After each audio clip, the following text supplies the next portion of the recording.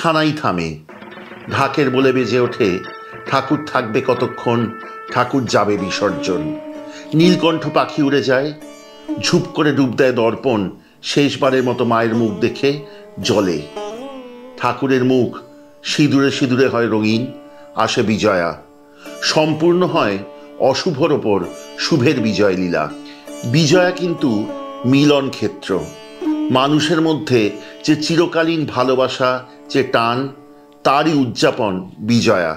সেই জন্যই বিজয়া কোলাকুলির দিন, বিজয়া মিষ্টি মুখের দিন, বিজয়া সিঁদুর খেলার দিন।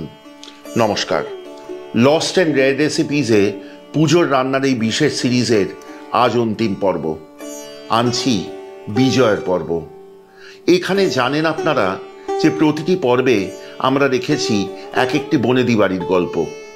এই পর্বে থাকবে ভবানীপুরের মিত্তির বাড়ির গল্প। কেন জানেন? কারণ তাদের দশমীর অনুষ্ঠানের সাথে জড়িত আছে কতগুলি অদ্ভুত সুন্দর আচার।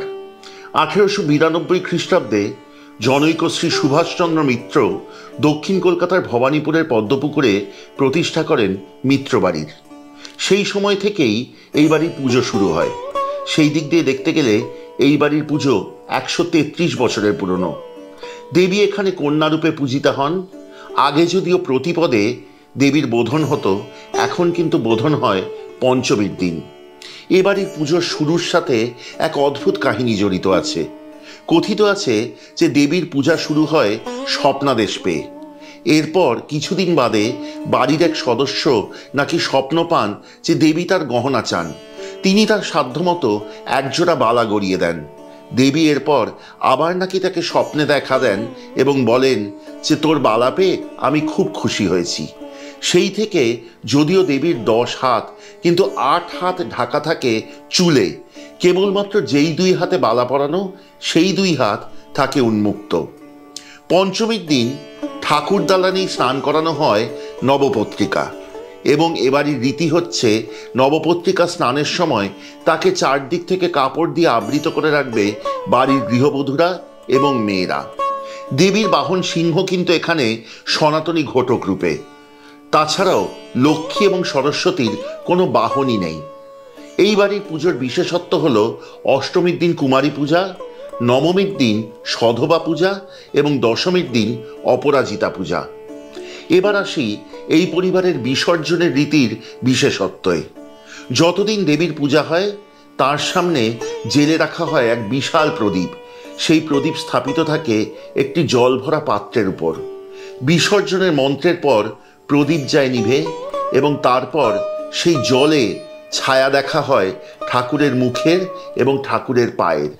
সেই ছায়া দেখার পর বিসর্জন শুরু হয়। আরেকটি অপূর্ব সুন্দর রীতি যা মনে দাগ কেটে যায় তা হলো দেবীকে এখানে সবাই বলেন তুমি ছেড়ে যেও না, আবার ফিরে এসো।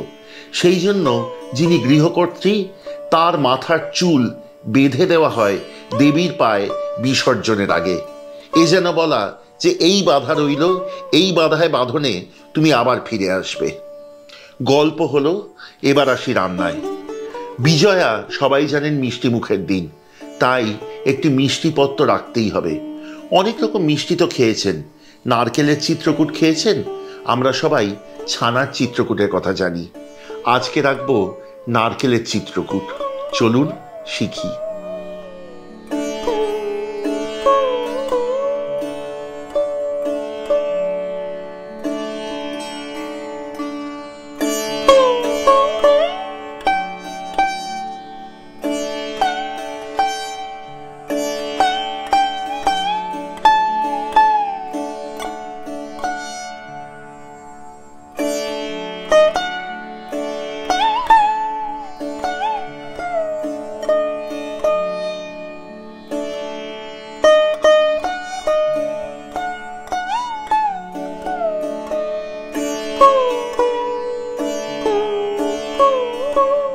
এই রান্নার জন্য প্রথমেই প্রয়োজন ক্ষীর।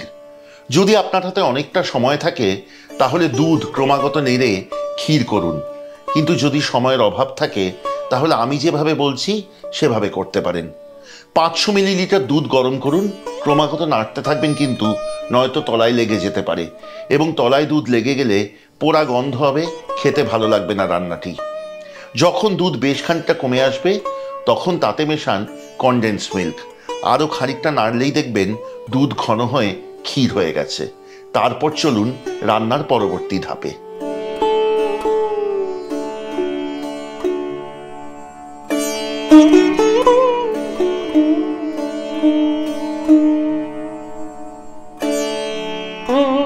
পাঁচশো মিলিলিটার দুধ নিয়েছিলাম, অনেকখানি কমে এসছে। এবার এতে দিয়ে দিন 1 কাপ পরিমাণ কনডেন্সড মিল্ক।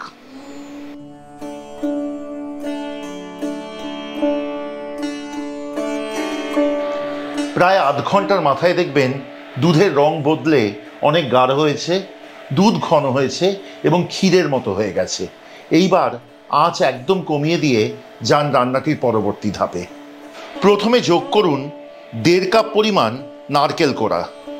তার সাথে দিয়ে দিন 50 গ্রাম চেলে রাখা সুজি, 2 টেবিল চামচ পরিমাণ গুঁড়ো দুধ, 3 থেকে 4 টেবিল চামচ পরিমাণ চিনি,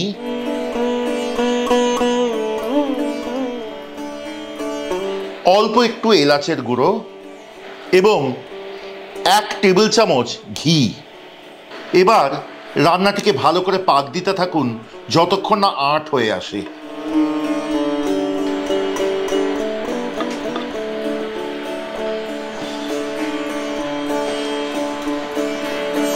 এই সময় কিন্তু রান্নাটি ক্রমাগত নেড়ে যাবেন। পাক দিতে দিতে যখন দেখবেন এরকম মণ্ডর মতো হয়ে গেছে তখন বুঝবেন পাক সম্পূর্ণ হয়েছে, আঁচ নেভান। এবার একটি থালায় একটু ঘি মাখিয়ে নিন, তাতে মণ্ডটি ঢেলে দিয়ে সমান করে নিন।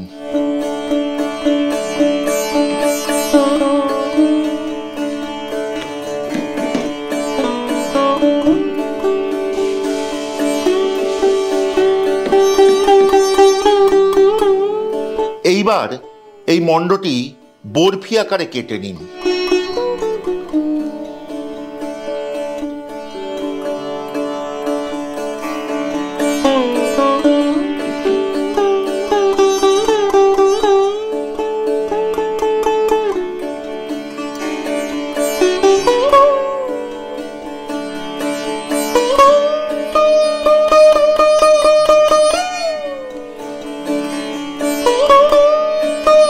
এই পর্যায়ে রান্নাটি কিন্তু মাঝারি আঁচে করবেন। আপনি চাইলে সাদা তেলের সাথে ঘি মেশাতে পারেন, যদিও আমি পুরো রান্নাটি আজকে কেবলমাত্র ঘিতে করব। কেমন লাগছে আজকের এই বিজয়ের পর্ব, এই নারকেলের চিত্রকূট, দয়া করে আমাদের কমেন্টে লিখে পাঠান। যদি ভালো লাগে অবশ্যই শেয়ার করুন আত্মীয় বন্ধু সবার সাথে, কারণ আমার মতো আপনিও নিশ্চয়ই চাইবেন আপনার প্রিয়জনেরা এই বছর বিজয়ায় নতুন ধরনের এই মিষ্টি করে নিজেরা খান এবং অন্যান্য সবাইকে প্রিয়জনদেরও খাওয়ান। যদি আমাদের সাথে যোগাযোগ করতে চান তাহলে আমাদের যোগাযোগের নম্বর হলো 6291834357। এই নম্বরে হোয়াটসঅ্যাপ করতে পারেন অথবা টেলিফোনে কথা বলতে পারেন।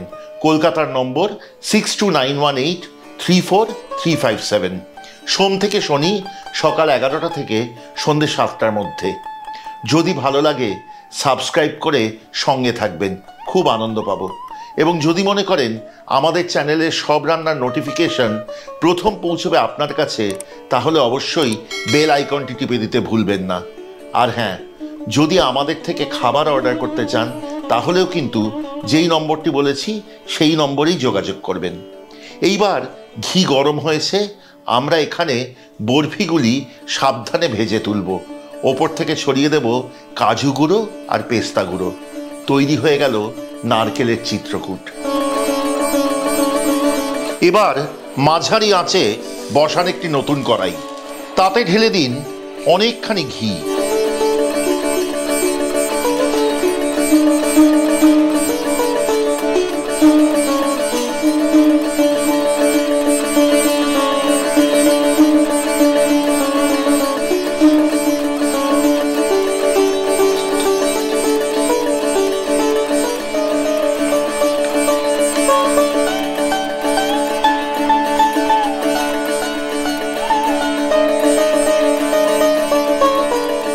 লস্ট এন্ড রেয়ার রেসিপিজে আমাদের সকলের পক্ষ থেকে আপনাদের প্রত্যেকের জন্য রইল শারদ শুভেচ্ছা।